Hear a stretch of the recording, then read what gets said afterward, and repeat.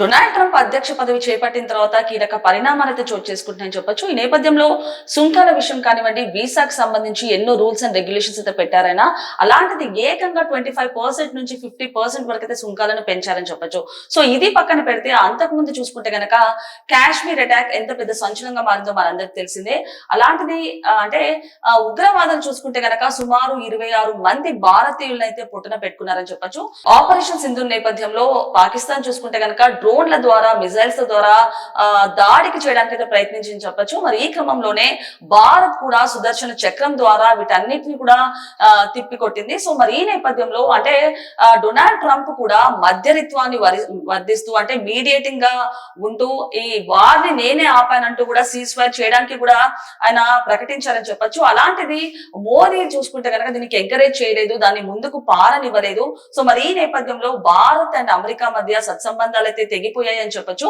మరి ఇలాంటి సమయంలో డొనాల్డ్ ట్రంప్ కూడా ఇది వాస్తవమేనని న్యూయార్క్ టైమ్స్ పత్రిక కూడా ప్రచురింపజేసిందని చెప్పొచ్చు. సో ఇది పక్కన పెడితే డొనాల్డ్ ట్రంప్ ఒకసారి G7 సదస్సు కోసం కెనడాకైతే వెళ్ళడం జరిగింది. అలాంటిది ట్రంప్ వెళ్ళినప్పుడు అండ్ అలాగే మోదీ కూడా ఆ ఆహ్వానానికి ఇన్విటేషన్ అయితే వచ్చిందని చెప్పొచ్చు. సో మోదీ వెళ్ళిన కొద్ది నిమిషానికే ట్రంప్ అక్కడి నుంచి వెళ్ళిపోయినట్టు తెలుస్తుంది. సో అలాంటిది ట్రంప్ వెళ్ళిపోయాక ఒకసారి మోదీకి కాల్ చేసి అమెరికాకి రావాలంటూ కూడా పిలుపునైతే ఇచ్చారన్నట్టు చెప్పొచ్చు. మరి ట్రంప్ చూసుకుంటే గనక తనకు వేరే పర్యటన ఉందన్నందున తను ఈ పర్యటనకు రాలేనంటూ కూడా డొనాల్డ్ ట్రంప్ స్మూత్ గానే ఈ ఆఫర్ ని రిజెక్ట్ చేశారని చెప్పొచ్చు. అలాంటిది తెర ముందు ఇది ఉంటే గనక తెర వెనకాల చూసుకుంటే గనక పాకిస్తాన్ చీఫ్ మునీర్ అయితే అప్పటికే అమెరికాలో పర్యటిస్తున్నారని చెప్పొచ్చు. సో ఈ క్రమంలోనే అప్పుడు కూడా డొనాల్డ్ ట్రంప్ ఒక కీలకమైన వ్యూహం అయితే వేశారు. సో అప్పుడు కూడా మునీర్ అండ్ మోదీని కూర్చోబట్టి మాట్లాడే మధ్యరిత్వాన్ని చేయడానికి అయితే ట్రై చేశారని చెప్పొచ్చు. సో అలాంటిది ఇది ట్రంప్ కి ఇష్టం లేకపోవడంతో తను స్మూత్ గానే ఈ ఆఫర్ అయితే రిజెక్ట్ చేశారని చెప్పొచ్చు. సో మరి అలాంటిది ట్రంప్ ఎన్నిసార్లు ట్రై చేసినా కూడా మోదీ గారు చాలా స్మూత్ గానే రిజెక్ట్ చేశారని చెప్పొచ్చు. సో మరి ఈ క్రమంలో మరోసారి డొనాల్డ్ ట్రంప్ ట్రేడ్ డీల్ కోసం కూడా ఆయన కాంటాక్ట్ చేసినట్టు తెలుస్తుంది. అలాంటిది అప్పటికే విశ్వాసం పోవడంతో భారత్ అండ్ అమెరికా మధ్యలో మోదీ దీన్ని కూడా తిరస్కరించినట్టు తెలుస్తుంది. సో మరి ఇదంతా జరిగిన తర్వాత ట్రంప్ తన సోషల్ మీడియాలో ట్రూత్ల ద్వారా తన ఇష్టానుసారంగా ఎన్నో రాతలు అయితే రాశారు. దీనికి సంబంధించి మోదీ గారు కూడా నిరాశపడారని చెప్పొచ్చు. అలాంటిది ఒకవేళ ఫోన్ సంభాషణ ఎత్తినా కూడా, మాట్లాడినా కూడా మళ్ళీ సోషల్ మీడియాలో ఏం రాస్తారనే దానిపై కూడా మోదీ అయితే రియాక్ట్ అవ్వలేదని చెప్పొచ్చు. సో మరి ఈ నేపథ్యంలో ట్రంప్ ఎన్నిసార్లు కాల్ చేసినా ఒకవైపు చూసుకుంటే మధ్యరిత్వం కానివ్వండి, మరోవైపు చూసుకుంటే ట్రేడ్ డీల్ కోసం బెదిరించినట్టు ఇలా ఎన్ని రకాలుగా రాతలు రాసినా ఏం చేసినా కూడా మోదీ అయితే రెస్పాండ్ అవ్వలేదని చెప్పొచ్చు. అలాంటిది ఎన్నోసార్లు కాల్ చేయడానికి ట్రై చేసినా కూడా మోదీ చాలా సాఫ్ట్ గానే ఈ ఆఫర్ అయితే రిజెక్ట్ చేశారని చెప్పొచ్చు. సో ఈ క్రమంలో చూసుకుంటే గనక ఇప్పుడు ఇది సెన్సేషన్ గా మారిందని చెప్పొచ్చు. ఒకవైపు చూసుకుంటే మోదీ ఏదైతే లిఫ్ట్ చేయలేదో, ఏదైతే రెస్పాండ్ అవ్వలేదో దానికి సంబంధించి అమెరికన్ న్యూయార్క్ టైమ్స్ కానివ్వండి అండ్ అలాగే చైనా పత్రికలు కూడా హర్షం వ్యక్తం చేశాయి మోదీ గారి దీన్ని చూసి. దాని తర్వాత ఇది ఒక సెన్సేషన్ గా మారిందని చెప్పొచ్చు. సో ఈ క్రమంలోనే ఈ ఇరు దేశాల మధ్య గనక సత్సంబంధాలు తెగిపోవడం అండ్ అలాగే ట్రంప్ చూసుకుంటే గనక కీలక నిర్ణయాలు తీసుకోవడం, 50% సుంకాలను ఏకంగా పెంచడం, ఇలాంటివి ఎన్నో రకమైన మార్పులు చేర్పులు జరిగాయని చెప్పొచ్చు. సో అలాంటిది అసలు డొనాల్డ్ ట్రంప్ అండ్ మోదీ మధ్యలో సంభాషణ వెనకాల రీజన్ ఏంటో ఒకసారి పూర్తి స్థాయిలో విశ్లేషించుకుందాం. సో మరి చూడొచ్చు, ట్రంప్ మీరు డయల్ చేసిన నంబర్ బిజీగా ఉంది. సో అంతర్జాతీయంగా శాంతియుతంగా ప్రచారం పొందేందుకు ఆపరేషన్ సింధూర్ ని వాడుకోవాలనుకున్న ట్రంప్ ఎత్తుగడ్డ ప్రధాని మోదీ ముందు పారలేదు.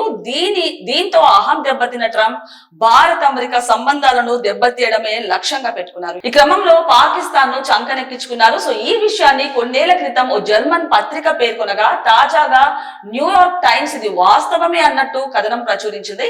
సో మరి ఈ క్రమంలోనే పలుమార్లు ట్రంప్ ఫోన్ చేసినా మోదీ వైపు నుంచి ఎటువంటి స్పందన లేదు. సో అలాంటిది ఏడాది జూన్ లో ప్రధాని మోదీ G7 సదస్సు నిమిత్తం కెనడాకు వెళ్లారు. సో అయితే ప్రధాని చేరుకునే సమయానికి ట్రంప్ అక్కడి నుంచి అత్యవసర పనిపై అమెరికాకు వెళ్లిపోయారు. ఆ తర్వాత అమెరికా అధ్యక్షుడి నుంచి మోదీకి ఫోన్ కాల్ వచ్చింది. సో వాషింగ్టన్ రావాలని ఆహ్వానం అందింది. కానీ క్రొయేషియాలో అధికారిక ప్రకటన ఉండడంతో అక్కడ సాధ్యం కాదంటూ మోదీ సున్నితంగా ఆఫర్ ను తిరస్కరించారు. అయితే తెర వెనకాల వ్యూహం మాత్రం ఒకటి. అప్పటికే పాక్ ఆర్మీ చీఫ్ ఆసిమ్ మునీర్ మునీర్ ని అమెరికాలో ఉన్నారు. మోదీని కూడా శ్వేతా సౌదం ఆహ్వానించి తనతో పాటు మునీర్ ను అక్కడికి పిలిపించి ఫోటో దిగాలన్నదే ట్రంప్ కోరికగా గుర్తించారు. ఇది ఏ మాత్రం ఇష్టం లేని ప్రధాని అక్కడికి వెళ్ళలేదు. అప్పటి నుంచి ఇరు దేశాల సంబంధాలు దెబ్బతినడం మొదలయ్యాయి. సో నేపథ్యంలో చూసుకుంటే డొనాల్డ్ ట్రంప్ అండ్ మోదీ మధ్యలో సంబంధాలు అయితే దెబ్బతిన్నాయని చెప్పొచ్చు. అంటే ఆపరేషన్ సింధూర్ ద్వారా చూసుకుంటే కనుక డొనాల్డ్ ట్రంప్ మధ్యరిత్వాన్ని వ్యవహరిస్తూ తానే యుద్ధాన్ని ఆపానంటూ కూడా సీజ్ ఫైర్ చేస్తానంటూ కూడా ఒక ప్రకటన చేయడం కీలకంగా మారిందని చెప్పొచ్చు. అలాంటిది మోడీ చూసుకుంటే గనక దీన్ని ఏ మాత్రం సహించలేదు, ఇలాంటి వాటిని ఏ మాత్రం సపోర్ట్ చేయలేదు, ముందుకు సాగనివ్వలేదు. అలాంటిది ఎప్పుడైతే ఇది జరిగిందో డొనాల్డ్ ట్రంప్ చూసుకుంటే గనక పాకిస్తాన్ ని సపోర్ట్ చేయడం, పాకిస్తాన్ కి ఆయుధాన్ని సప్లై చేయడం ఇలాంటివి జరిగిందని చెప్పొచ్చు. సో ఈ క్రమంలోనే అంటే New York times of India and అలాగే జర్మన్ పత్రికలు కూడా ఇది వాస్తవమే అంటూ కూడా కొన్ని ప్రచురింపబడ్డాయని చెప్పొచ్చు. సో మరి ఈ నేపథ్యంలో ఇరు దేశాల మధ్య సంబంధాలు అయితే దెబ్బతిన్నాయని చెప్పొచ్చు. దాన్ని నెక్స్ట్ చూసుకుంటే గనక ఆ తర్వాత కూడా తాత్కాలిక డ్రీల్ కోసం ప్రధాని మొత్తం మాట్లాడేందుకు డొనాల్డ్ ట్రంప్ ప్రయత్నించినట్టు న్యూయార్క్ టైమ్స్ పేర్కొంది. కానీ అప్పటికే ఇరు దేశాల మధ్య విశ్వాసం దెబ్బతినడంతో ఇది సాధ్యం కాలేదు. ట్రంప్ తన సొంత సోషల్ మీడియా ట్రూత్ లో అప్పటికే ఇష్ట రాజ్యంగా రాతలు రాస్తుండడం మోదీ కార్యవర్గంలోని వారిని కలవరానికి గురి చేసింది.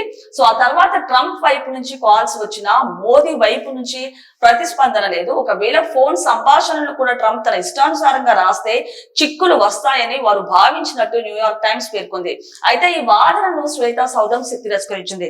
సో అలాంటిది అంటే ఒక వైపు చూసుకుంటే గనక కెనడాలో G7 సదస్సు కోసం కూడా మోదీ వెళ్ళినప్పుడు ట్రంప్ అక్కడే ఉన్నారు. కాకపోతే మోదీ వెళ్లే కొద్ది నిమిషాల్లోనే ట్రంప్ అక్కడి నుంచి వేరే పని మీద బయటకు వెళ్ళినట్టు తెలిసింది. దాని తర్వాత ట్రంప్ మోదీ గారికి ఫోన్ చేసి అమెరికాకి రావాలంటూ కూడా పిలుపునిచ్చారు. కాకపోతే ట్రంప్ అయితే ఆ ఆఫర్ ని చాలా స్మూత్ గా తిరస్కరించారని చెప్పొచ్చు. సో అంటే పైన వ్యూహం ఒకలా ఉంటే వెనకాల మాత్రం యాక్చువల్ గా అక్కడ పాకిస్తాన్ చీఫ్ మునీర్ అమెరికాలో అప్పటికే పర్యటిస్తున్నట్టు తెలుస్తుంది.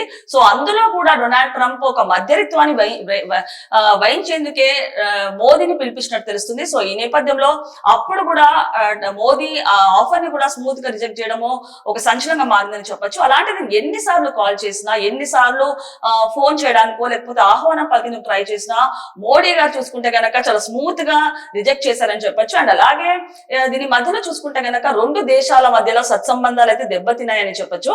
సో అలాంటిది ఎన్నిసార్లు డొనాల్డ్ ట్రంప్ కాల్ చేయడానికి ట్రై చేసినా మోదీ అయితే రెస్పాండ్ అవ్వలేదని చెప్పొచ్చు. ఈ నేపథ్యంలో రెండు దేశాల మధ్య సత్సంబంధాలు అయితే కోల్పోయాయని చెప్పొచ్చు. అదే విషయాన్ని కూడా న్యూయార్క్ టైమ్స్ ఆఫ్ ఇండియా కానివ్వండి, జర్మనీ పత్రిక కానీ చాలా సార్లు అయితే ప్రచురింపాయి. ఇది వాస్తవం అంటూ కూడా ప్రచురించాయని చెప్పొచ్చు. సో ఈ క్రమంలోనే అంటే విశ్వాసం పోయిన తర్వాత మళ్ళీ మోడీ కూడా ట్రేడ్ డీల్ కోసం కూడా ముందుకైతే రాలేదని చెప్పొచ్చు. అలాంటిది ఇష్టానుసారంగా ఇదంతా జరిగిన తర్వాత ఇష్టానుసారంగా డొనాల్డ్ ట్రంప్ తన సోషల్ మీడియాలో ట్రూత్ ద్వారా తనకి ఇష్టానుసారంగా ఎన్నో రాతలైతే రాశారని చెప్పొచ్చు. దీనికి సంబంధించి మోదీ కూడా చాలా నిరాశపరిచారు. అండ్ అలాగే ఒకవేళ ఫోన్ కాల్ లిఫ్ట్ చేస్తే ఆ ఫోన్ సంభాషణను కూడా ఏ విధంగా రాస్తారు అంటూ కూడా మోదీ గారు ఒక వ్యూహంతోనే తను కూడా లిఫ్ట్ చేయలేదంటూ కూడా వార్తలు అయితే వినిపిస్తున్నాయి. సో ఈ నేపథ్యంలోనే భారత్ అండ్ అమెరికా మధ్య సత్సంబంధాలు అయితే కూలిపోయాయని చెప్పొచ్చు. దాని తర్వాత ట్రంప్ పాకిస్తాన్ కి సపోర్ట్ చేయడము, ఆయుధాలు సప్లై చేయడము అండ్ అలాగే దీనికి సంబంధించి ఎన్నో రూల్స్ అండ్ రెగ్యులేషన్స్ పెట్టడం. అంటే ఇప్పుడు రీసెంట్ గా చూసుకుంటే గనక దాని తర్వాత ఏకంగా కొన్ని స్టెప్స్ తర్వాత ఇప్పుడు చూసుకుంటే గనక ఏకంగా సుంకాలను 25% నుంచి 50% కి చేయడం ఒక సంచలనంగా మారిందని చెప్పొచ్చు. అలాంటిది డొనాల్డ్ ట్రంప్ డెసిషన్స్ తీసుకుంటే గనక ఎన్నో అవకతవకలు ఉన్నాయని చెప్పొచ్చు. వీసా అండ్ అలాగే వీసాలు, ట్యాక్స్, సుంకాలు ఇలా చూసుకుంటే గనక ఎన్నో రూల్స్ అండ్ రెగ్యులేషన్స్ పెట్టారని చెప్పొచ్చు. సో ఈ క్రమంలోనే అంటే ఏమి చేసుకున్నా మేము దేనికైనా రెడీ, ఏది భరించడానికైనా రెడీ అంటూ కూడా మోదీ తన వ్యవహారం చూపిస్తున్నాడని చెప్పొచ్చు. ఈ నేపథ్యంలో వేరే దేశాలు కూడా మోదీ గారి వ్యవహారం చూసి చాలా మంది ప్రశంసలు అయితే కురిపిస్తున్నారని చెప్పొచ్చు. సో ఈ నేపథ్యంలో మోడీ కాల్స్ అంటే డొనాల్డ్ ట్రంప్ ఎన్నిసార్లు కాల్ చేసినా మోడీ లిఫ్ట్ చేయకపోవడము నిజంగానే ఒక హర్షించదగ్గ విషయం అంటూ కూడా చాలా మంది కూడా అంటే ఈ సిచ్యువేషన్ చూసిన తర్వాత చాలా ఇరు దేశాల అధ్యక్షులు కూడా హర్షిస్తున్నారని చెప్పొచ్చు.